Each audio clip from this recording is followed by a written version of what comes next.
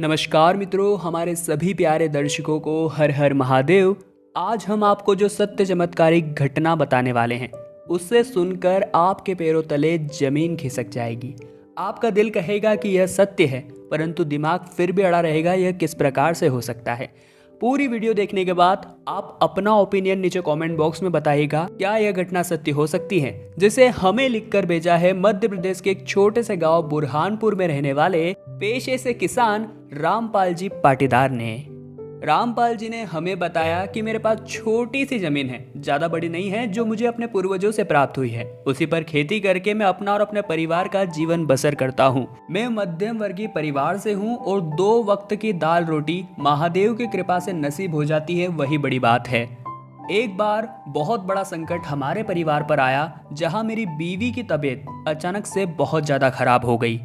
मैंने अपनी बची हुई सारी बचत उसके इलाज में लगा दी, फिर भी वह सही नहीं हो रही थी। ऐसे में मेरे पास अंतिम उपाय यही बचा था कि मैं गांव के ठाकुर से कुछ कर्ज ले लूं।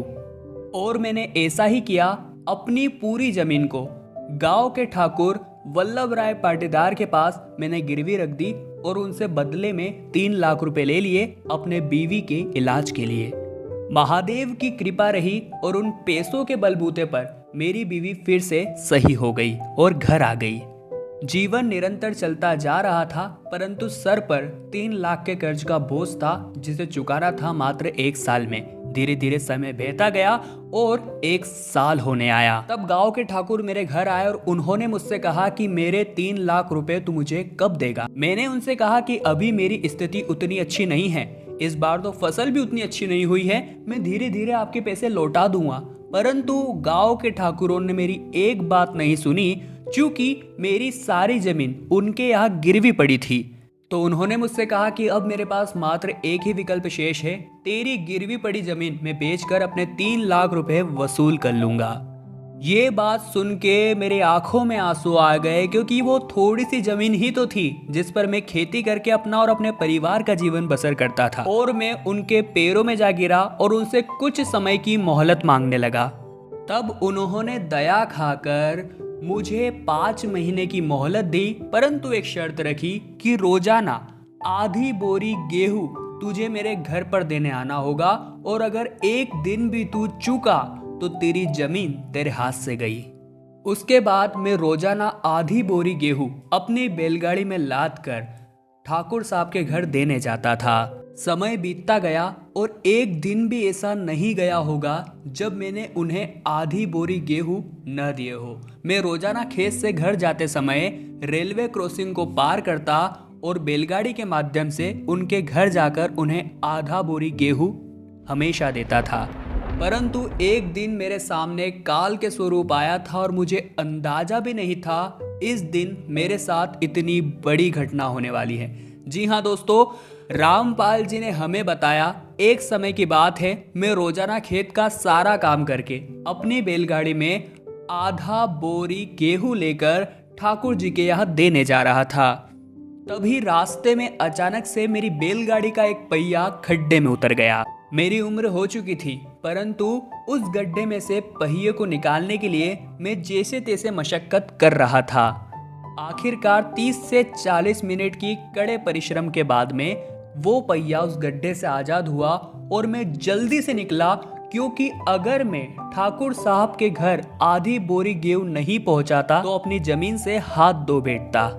जब मैं थोड़ा और आगे बढ़ा तब मेरे सामने एक और चुनौती आई, और वो थी रेलवे क्रॉसिंग।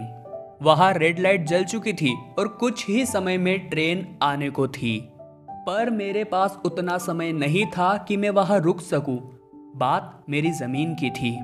अचानक से मुझे ट्रेन का एक तेज हॉर्न सुनाई दिया अपने दाईं ओर से, और मैंने सोचा कि ट्रेन तो अभी बहुत दूर है, मैं इसे तुरंत निकलकर पार कर लूंगा, और मैंने वैसा ही किया। बहुत से लोगों ने ऐसा मुझे करने से मना किया, परंतु मेरे मन में यही था कि जितना जल्दी हो सके मुझे वहां जाकर उन्हें आधी बोरी गेहूं देने हैं। पर दोस्तों, कहते हैं ना, ट्रेन की रफ्तार का हम अंदाजा नहीं लगा सकते, पल भर में यहाँ तो पल भर में वहां। और ऐसा ही हुआ रामपाल जी पाटीदार के साथ। उन्होंने सोचा कि ट्रेन बहुत दूर है, परंतु यह उनका भ्रम था।